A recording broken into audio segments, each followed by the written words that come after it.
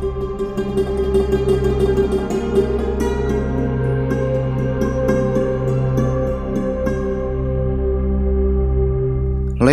seorang pakar pertanian dari Afrika, mengatakan bahwa untuk memilih lahan pertanian, kita harus sangat jeli dalam melihat kondisi. Jika di lahan itu banyak terdapat tanaman merambat, berdaun lebar, bergetah, berwarna hijau tua, saling mengikat dan akar-akarnya melapisi bagian atas tanah, maka tempat itu adalah lahan yang subur dan cocok untuk semua jenis tanaman. Jika di lahan itu ditumbuhi tumbuh-tumbuhan kayu liar berukuran sebesar ibu jari sampai sebesar betis, itu masih merupakan tanah yang baik. Jika terdapat tumbuhan liar dengan vegetasi rata-rata, maka tanah tersebut juga dalam kondisi rata-rata atau sedang. Namun jika tumbuhan di situ tumbuh kerdil dan kurus, itu pertanda kualitas tanah sangat buruk, dan kita akan menemukan banyak kesulitan dan kesabaran dalam menyuburkan tanah seperti itu. Menurut Abu El Zair dari Sheffield, kualitas air pada lahan akan menentukan kualitas kebaikan dan keburukan pada tanah di situ. Jika air beraroma segar, tidak berbau, maka bisa disimpulkan bahwa tanah di situ berkualitas baik. Namun jika tanah berbau busuk dan memuakkan, itu adalah tanda bahwa kualitas tanahnya sangat buruk. Abu Abdullah Ibnu Fasel mengatakan, jika sebenarnya tanah yang buruk atau tanah yang menurun kualitasnya bisa terjadi akibat dari proses penggarapan yang berlebihan di mana ilmu pengetahuan yang baik dikesampingkan. Dan salah satu cara untuk mengembalikan kesuburan tanah seperti itu adalah dengan mengembalikan ilmu pengetahuan yang baik ke lahan tersebut. Dalam kasus tanah yang rusak seperti ini, kerusakan biasanya hanya terjadi pada lapisan pertama dan kedua pada tanah. Namun pembajakan bukanlah jalan keluar dari masalah ini, karena jika tanah yang rusak ini dibajak, maka keburukan dan kerusakannya mungkin saja dapat bertambah. Untuk itu, kesabaran dan kehati-hatian dibutuhkan dalam proses ini. Jalan terbaik yang dapat diambil adalah dengan menciptakan struktur akar yang merayap di lapisan tanah yang rusak ini terlebih dahulu, yaitu dengan menanam atau menaburkan tumbuhan liar yang tahan terhadap kondisi rusak ini. Salah satu tumbuhan liar terbaik yang dapat digunakan adalah yanha. Buat lubang dari sebatang kayu berat yang ujungnya runcing dan masukkan bibit-bibit yanha ke dalam lubang-lubang tersebut. Atau dapat juga dengan menggunakan parit atau larik. Kemudian, taburkan bibit yanha di antara parit-parit tersebut. Pastikan untuk melakukan semua proses di atas saat awal bulan Oktober atau saat ketersediaan air masih cukup baik, sehingga bibit yang ditaburkan dapat tumbuh dengan baik. Jika proses pengembangan yanha di lahan berhasil, biasanya saat memasuki akhir Mei atau awal Juni, jaringan akar sudah mulai terbentuk. Karena kemampuan adaptasi yanha yang baik, biasanya lahan akan ditumbuhi yanha yang sangat tebal. Saat hal tersebut sudah dipastikan, pangkas seluruh tumbuhan yanha tersebut. Letakkan secara baik di mana letaknya dipangkas. Lalu, biarkan yanha terfermentasi dengan baik di lahan. Kemudian, proses penanaman biji-bijian siap dilakukan, biasanya pada akhir Agustus atau awal Oktober.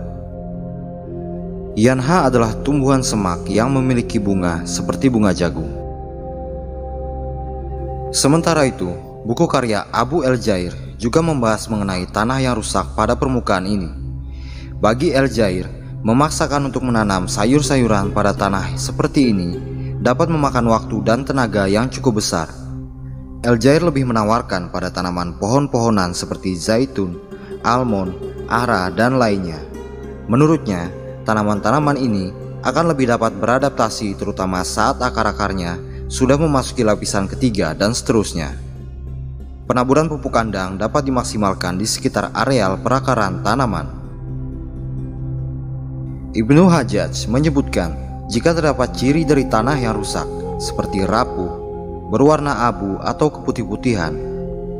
Serupa dengan pernyataan Abu El Zair, Ibnu Hajjaj juga menyarankan untuk hanya menanam tanaman buah-buahan pada tanah seperti ini. Menurutnya, hal itu lebih mudah dilakukan dan tidak menyita waktu dan tenaga yang berlebihan. Namun menurut Ibnu Hajjaj, tanah seperti ini bukannya tak memiliki potensi bagi sayur-sayuran, karena sayuran seperti lobak dan kol masih memiliki peluang yang cukup baik di tanah seperti ini. Budidaya tanaman sayur-sayuran dapat dilakukan di antara baris-baris tanaman buah. Hal ini, menurut Ibnu Hajjaj, dapat memaksimalkan potensi dari lahan itu sendiri. Akan tetapi, metode ini juga harus dimaksimalkan dan dioptimalkan dengan pemberian pupuk kandang, terutama pada baris tengah dari tanaman sayur-sayuran. Memetik dari pernyataan-pernyataan di atas, dapat disimpulkan bahwa tanah yang rusak akibat perlakuan yang buruk memang memiliki dampak yang cukup menyakitkan dan menyedihkan, terutama jika ditujukan untuk menanam biji-bijian dan sayur-sayuran. Semakin bijak pemilik lahan, maka akan semakin bijak keputusan yang dia ambil. Semakin baik pengetahuan yang dimiliki, maka semakin baik hasil yang akan didapat. Jika memiliki kesabaran dan tenaga lebih, maka upaya-upaya untuk menyuburkan kembali tanah tersebut dapat dilakukan. Namun jika upaya-upaya tersebut dirasa terlalu berat, maka peralihan kepada tanaman buah-buahan masih merupakan keputusan yang cukup bijak.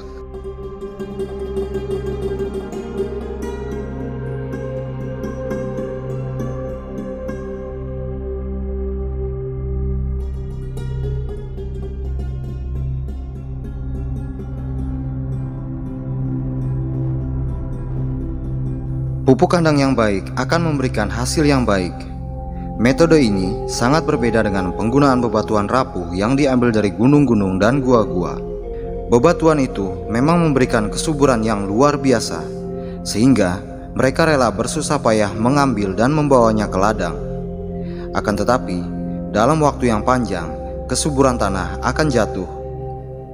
Dan saat bebatuan rapuh itu telah habis atau mereka sudah tak sanggup untuk mengambilnya kembali, maka ladang mereka pun pupus, dan hilanglah sumber kehidupan mereka, keluarga mereka, dan anak-anak mereka. Maka dari itu, pengetahuan yang baik dalam menjalankan ilmu pertanian diperlukan.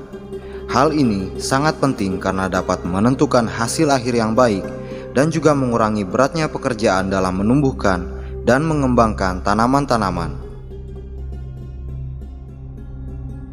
Mengambil dari tulisan Abdullah Ibnu Fasel, terdapat sebuah metode sederhana dalam membuat penyubur terbaik bagi tanaman. Metode ini mengambil kotoran hewan sebagai bahan dasar, seperti kotoran domba, keledai, kuda, dan lainnya.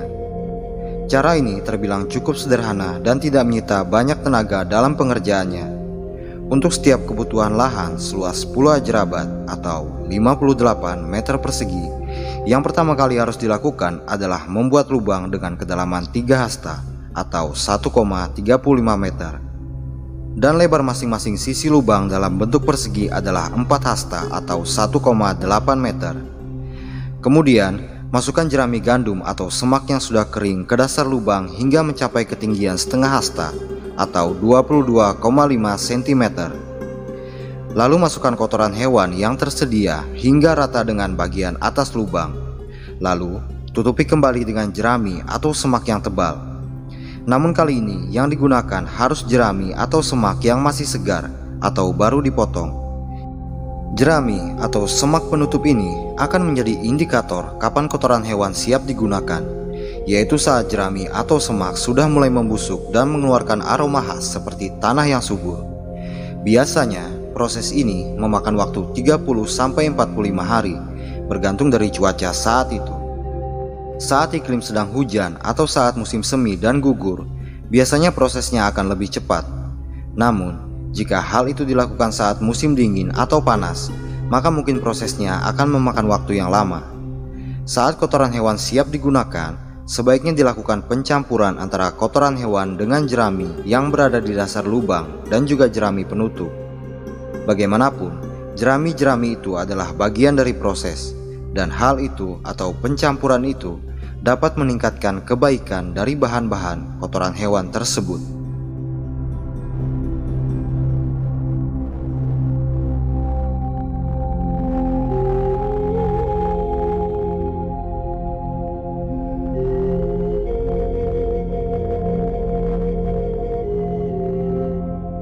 Abu El-Jair menawarkan metode yang lebih sederhana dalam menyiapkan pupuk kandang, yaitu dengan memberi alas dari jerami gandum pada sekeliling bawah pohon yang sangat besar. Lalu, tempatkan kotoran hewan di atas jerami tersebut. Kemudian tutupi kembali dengan jerami yang tebal. Menurut El-Jair, Proses ini dilakukan guna menghilangkan keburukan yang mungkin akan didapat dalam kotoran hewan tersebut. Karena akar pohon secara alami akan menyerap segala zat buruk yang mungkin ada, lalu mendinginkan dan meningkatkan kualitas kotoran hewan itu menjadi pupuk terbaik bagi tanaman. Proses ini paling cepat akan memakan waktu 40 hari jika dilakukan selama musim hujan, dan 1-2 bulan saat musim semi atau musim gugur. Saat jerami benar-benar sudah membusuk, maka pupuk kandang tersebut siap untuk digunakan.